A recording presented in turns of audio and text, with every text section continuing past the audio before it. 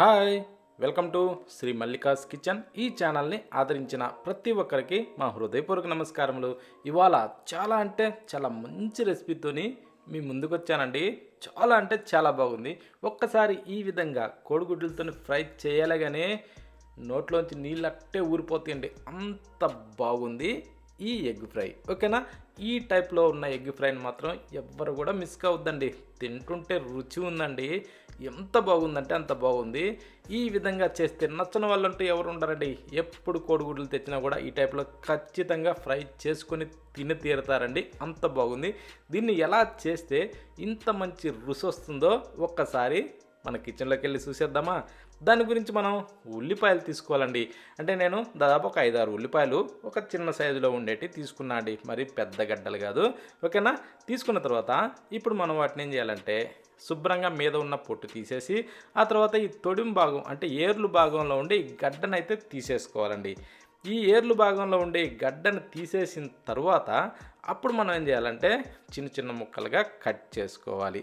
అది మాత్రం ఖచ్చితంగా చేయండి. ఇంకా దీనికి బాగా ఆరిన గడ్డ మంచి రుచి వస్తుందండి. ఓకేనా, అందుకోసం అనేసి దీని గురించి ఎక్కువ శాతం ఆరిన గడ్డనే వాడటానికి ట్రై చేయండి.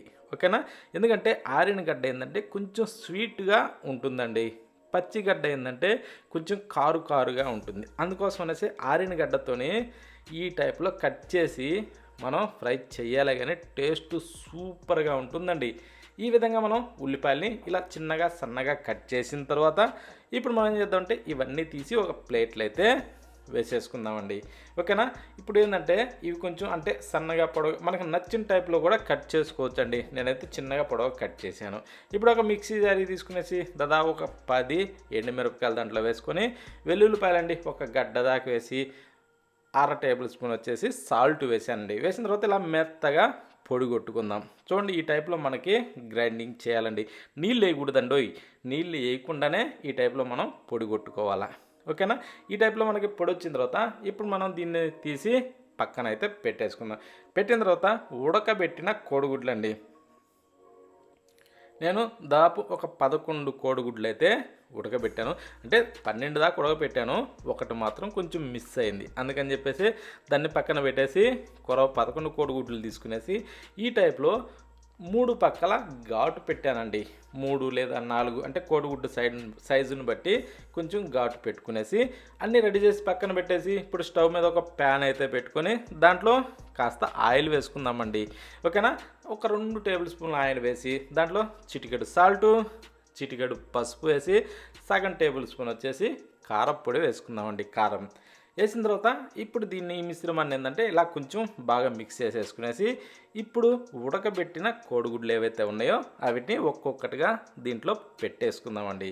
ఓకేనా, ఈ ఉడకబెట్టిన కోడిగుడ్లని ఈ టైప్లో ఘాట్లు ఎందుకు పెట్టుకోవాలంటే ఆ ఘాటు పెట్టిన దానివల్ల దాని లోపలికి ఈ మనం చేస్తున్న ఈ ఆవిరైతే లోపలికి వెళ్ళి లోపల ఉన్న పచ్చ సొన్నతో కూడా టేస్ట్ సూపర్గా ఉంటుందండి. అందుకోసం అనేసి ఇలా ఘాట్లు పెట్టుకోవాలి. ఈ టైప్లో పెడితే ఏంటంటే లోపల పచ్చ సొన వరకు పోయి ఆ సొనతో కూడా మంచి రుచి వస్తుందండి. తినేటప్పుడు మాత్రం చాలా అంటే చాలా మంచి అనుభూతి కలుగుతుంది. అందుకోసం అనేసి ఈ టైప్లో ఖచ్చితం ఘాట్లు పెట్టుకోవాలి. మనం ఏంటంటే ఈ హడావుడిలో ఏం చేస్తామంటే ఇంట్లో అలా ఉడకబెట్టేసి ఆ కోడిగుడ్లు అలాగే వేసేస్తాం, లోపల తింటుంటే మాత్రం కొంచెం పచ్చిగానే అనిపిస్తుంది. అందుకనేసి ఈ టైప్లో చేసుకోవాలండి.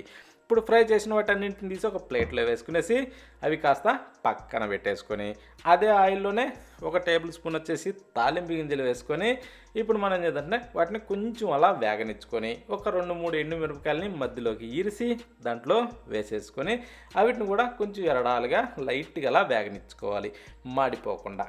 ఇప్పుడు కట్ చేసిన ఈ ఉల్లిపాయ ముక్కలన్నింటినీ దాంట్లో వేసేసుకునేసి ఇప్పుడు కాస్త ఏంటంటే కిందకి మీదకి తిరిగేసుకుంటూ ఈ టైప్లో మనం గోల్డెన్ బ్రౌన్ కలర్ వచ్చేంత వరకు బాగా వేగనివ్వాలండి, అది సన్న మంట మీద.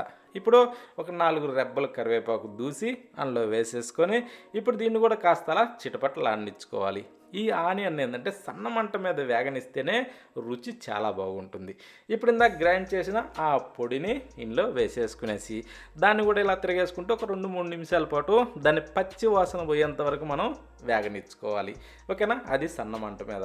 ఇప్పుడు ఈ టైంలో బాగా వేగిన తర్వాత ఇప్పుడు మనం ఏం చేద్దామంటే ఇప్పుడు అది ఏగింది మనకి ఎలా తెలుస్తుంది అంటే ఆ పచ్చి వాసన పోయి ఆ కారం మంచి స్మెల్ వస్తుందండి. ఆ టైపు మనకి రావాలి. ఇప్పుడు మనం ఫ్రై చేసిన ఈ కోడిగుడ్లన్నీ కూడా దాంట్లో పెట్టేసుకోవాలి. ఈ కోడిగుడ్లన్నీ కూడా దాంట్లో వేసిన తర్వాత ఇప్పుడు మనం దీంట్లో నీళ్లు కానీ ఏది కూడా పోయకూడదండి. అంటే దీనికి నీటితోనే ఒక డ్రాప్తో కూడా అవసరం లేదండి. ఆ టైప్లోనే మనం ఫ్రై చేయాలి. ఆయిల్ కూడా ఎక్కువ కూడా అవసరం లేదండి. ఆ కొద్దిగా ఆయిల్తోనే ఈ కోడిగుడ్ల ఫ్రై కూడా సూపర్గా తయారవుతుందండి.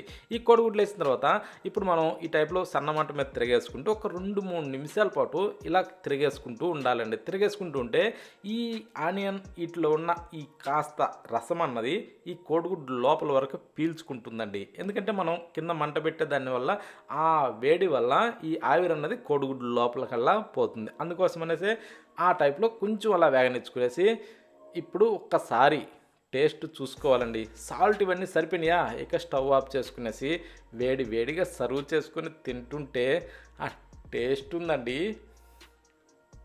ఎంత బాగుందంటే అంత బాగుందండి. ఈ టైప్లో ఖచ్చితంగా ట్రై చేయండి.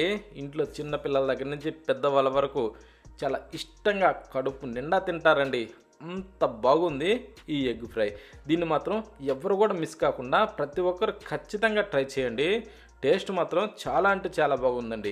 ఈ టైప్లో చేస్తే దేనిలోకైనా సరే రుచి మాత్రం అద్భుతంగా ఉందండి. మనం పప్పు చేసుకున్నా, పచ్చడి చేసినా, సాంబార్ చేసినా, ఏది చేసినా ఓకేనా.